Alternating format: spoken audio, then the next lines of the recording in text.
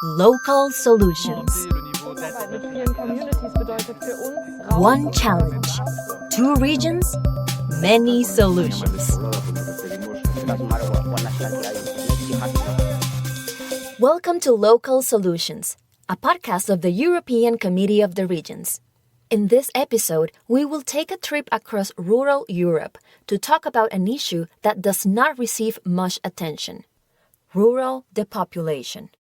The depopulation of rural areas has different causes and different consequences from country to country, so every region needs to find its own solution. Let's see how the problem is being approached in two regions from the south of Europe: the region of Valencia in Spain and the region of Piedmont in Italy. Since the early years 2000, Spain has experienced a dramatic change in landscape due to the abandonment of small land parcels in the rural areas. In the region of Valencia alone, 116 hectares of farmed land have disappeared in 15 years. In 2016, Jordi López initiated a cooperative project aimed at recovering and putting to good use abandoned plots. He was later joined by Ángela Gimeno and Miquel Caneta. Ángela is technical advisor on agriculture and environmental management, and she talked to us about how Bioterreta is fighting rural abandonment in the region of Valencia.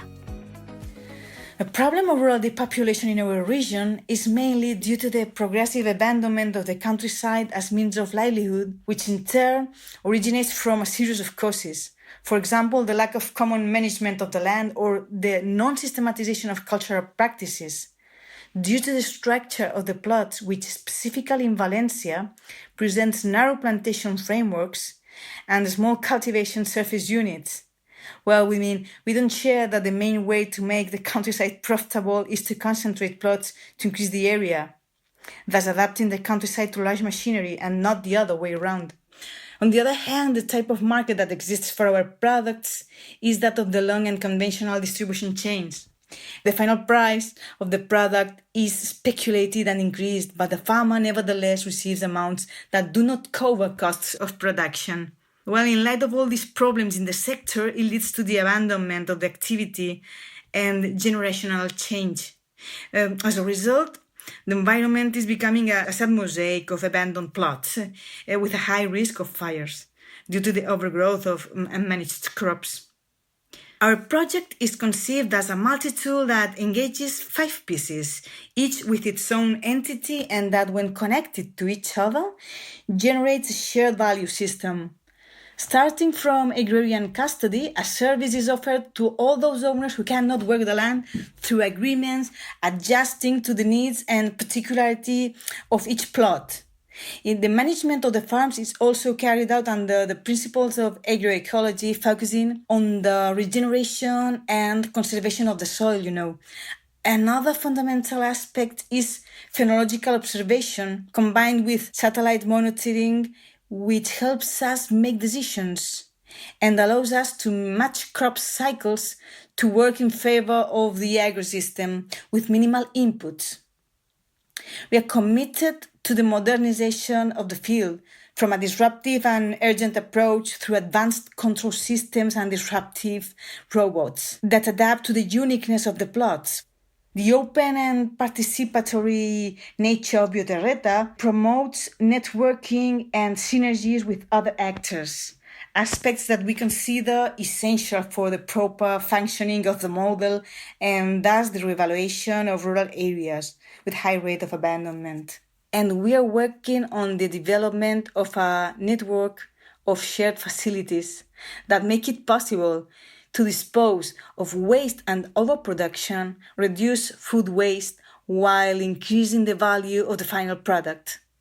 This line of development is essential for promoting the circular economy in rural areas. Our main objective is to develop a system that offers alternatives to the current food system. Offer healthy and quality food, sustainable and accessible to all. In absolute value, we say a concept of our own devising, concept opposed to the well-known food greenwashing, as you know, widely extended.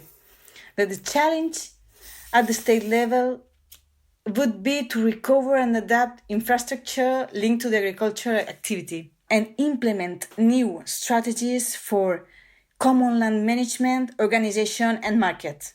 In this sense, we strongly believe that agricultural policies should focus on investing and developing technologies that adapt to each reality of the plots.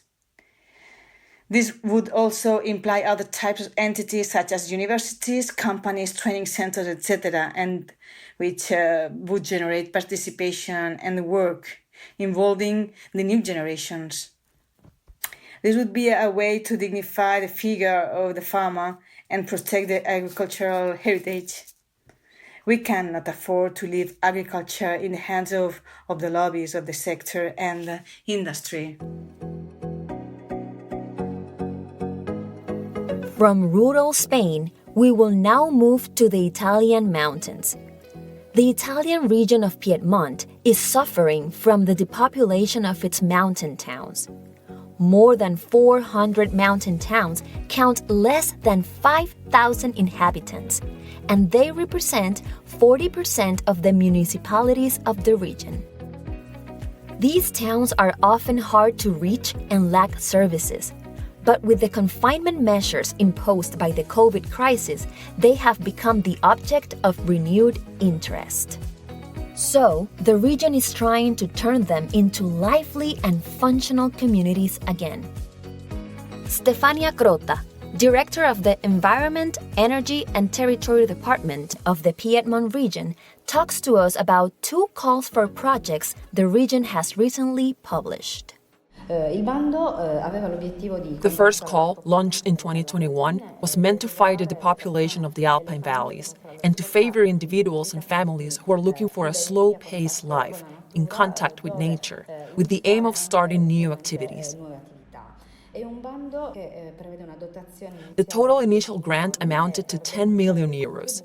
In order to apply, one had to own or to engage in the purchase of a residential property in the territory of one of Piedmont's 465 mountain municipalities.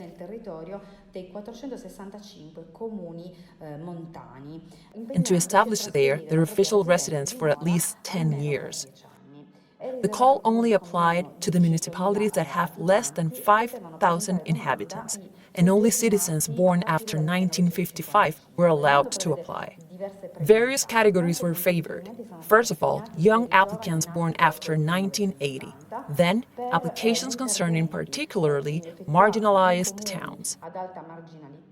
Priority was also given to applicants whose total yearly income was inferior to 20,000 euros, and to young couples with at least one 10-year-old child or younger.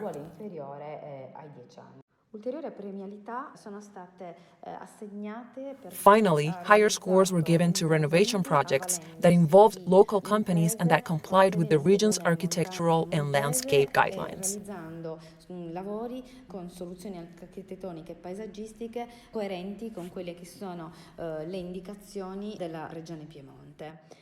The final ranking was approved in May 2021.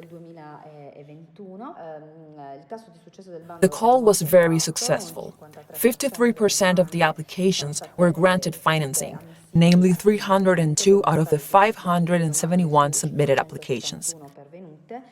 The initial 10 million euro budget was entirely allotted to finance 10,000 to 40,000 euro renovation or purchase projects.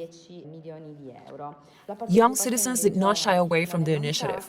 Our data tells us that 40% of the applications was submitted by individuals born between 1980 and 1989,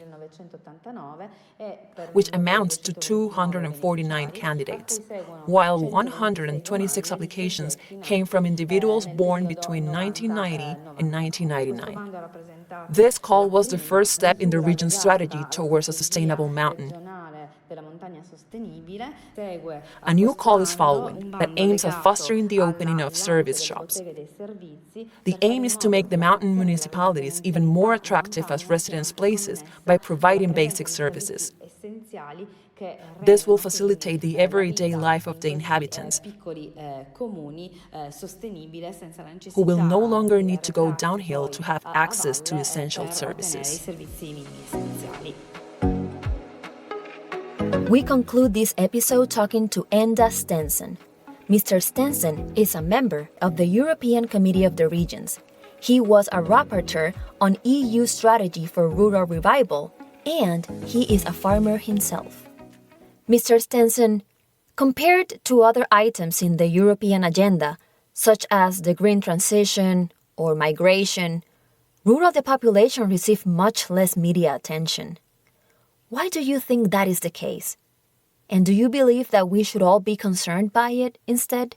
First of all, I just want to say thank you for having me on this podcast. And I also want to compliment you on raising the whole issue of the demise of rural Europe, which is huge. And I have spoken on this on numerous occasions in the past. And I'm not sure if we're being listened to, but thank you for keeping it to the forefront. And as you know, I come from a very rural part of Ireland, near the border with Northern Ireland. And all my life, I have seen the services here in our rural areas being decimated, being brought to the bare minimum. And I believe it's time to shout stop. I'm not sure if people realise what is happening in our rural areas. And in my humble opinion, it's time that we look at, say, EU policies, not, say, by their individual focus, but more from, say, a horizontal perspective, as rural areas can contribute to achieving a lot of things, particularly climate change. We can also help with the migration crisis, because given the proper infrastructure and given the proper finance, we have the ability in rural areas to do probably better than what has been done at the moment. Yes, and as we have seen in this episode, rural depopulation has different phases in different countries. Does the Committee of the Regions promote different approaches to meet the specific needs of each region against one-size-fits-all solutions? We all know that the one shoe doesn't fit all feet. Each rural community is different, and while we may have shared problems, we may have slightly different solutions, which fits the needs of those communities. And this is why, say, all EU and national policies for rural communities need to have a local dimension. There's no point in people sitting round a round table in Brussels or in Dublin or in Berlin or wherever. You need the local knowledge, the local person on the ground. We have been losing from our local authorities a lot of the power that local authorities had, or local regional areas had. Those are being moved by central governments, by, say, the European Commission, to people who don't understand what is needed within the area. We need jobs in the area.